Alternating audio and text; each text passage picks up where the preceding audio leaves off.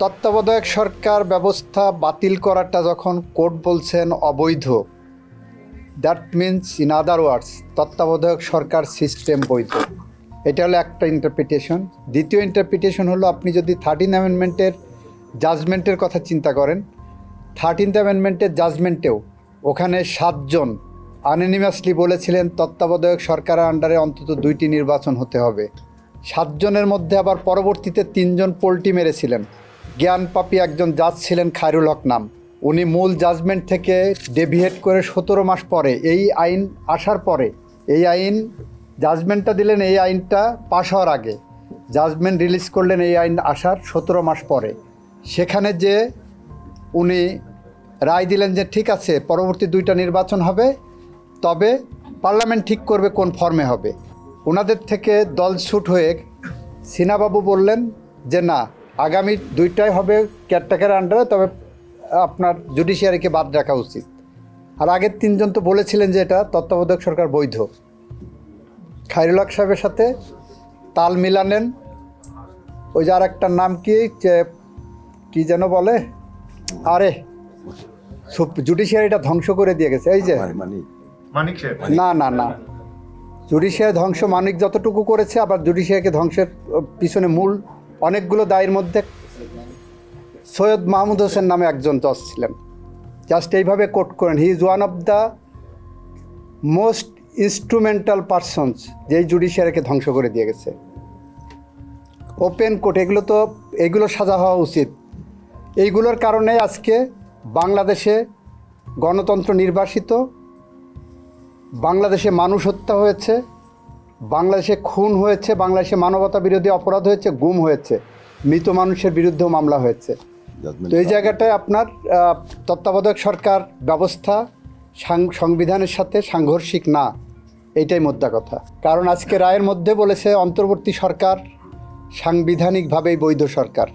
Article 106-এ opinion নিয়ে করা হয়েছে, এবং আর্টিকেল 106-এর প্রেক্ষাপটে অর্ডারের মধ্যেই দিয়ে দেন চিফ জাস্টিসের নেতৃত্বে যে ফুল বেঞ্চ, তারা যে 106-এ ওপিনিয়ন দিলেন, এটা কিন্তু সাংবিধানিক ওপিনিয়ন।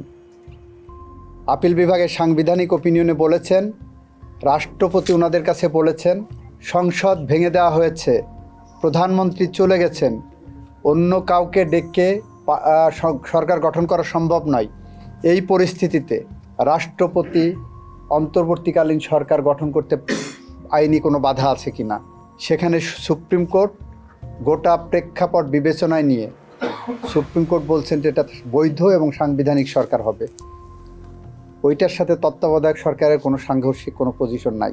এই সরকারে রিনেমড হবে। যেমন আমি আপনাকে বলি, আপনার জেলা ও দায়রা জজের নাম শুনেছেন। একই ব্যক্তি যখন সিভিল মামলা করেন তখন তাকে বলা হয় জেলা জজ, ওই একই ব্যক্তি যখন ক্রিমিনাল মামলা করেন তখন তাকে আর জেলা জজ ডাকা যায় না, দায়রা জজ। এই ব্যক্তিগুলোই যখন তত্ত্বাবধায়ক সরকার সিস্টেমে ব্যাক চলে যাবেন, ওনার তত্ত্বাবধায়ক সরকার প্রধান, এবং এটা হবেন লেভেলটা চেঞ্জ হবে।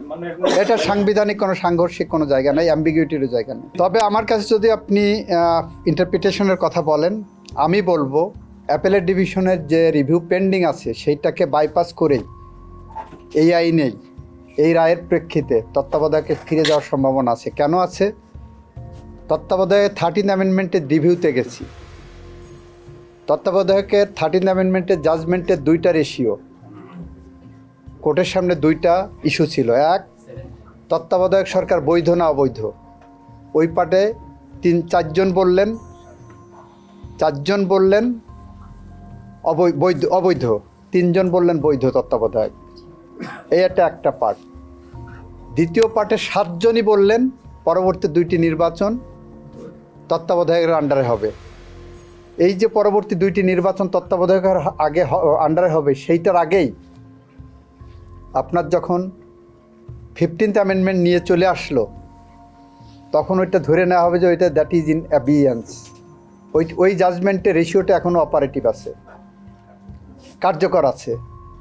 অ্যাটলিস্ট আগামী 2টি নির্বাচন তো উইদাউট এনি অ্যাপেলেট ডিভিশন ইন্টারভেনশনও লাগে না। That part is still valid. Review লাগে যে এটা যে হোল যদি বৈধ বা অবৈধের ব্যাপার। অ্যাজ এ হোল বৈধ বা অবৈধের ব্যাপার নাম্বার 1। নাম্বার 2 হলো যে পরবর্তী 2টা না পার্মানেন্টলি এই সিস্টেমটা আমরা রাখবো, এই কারণেই হলো ওইটা রিভিউতে যাবে।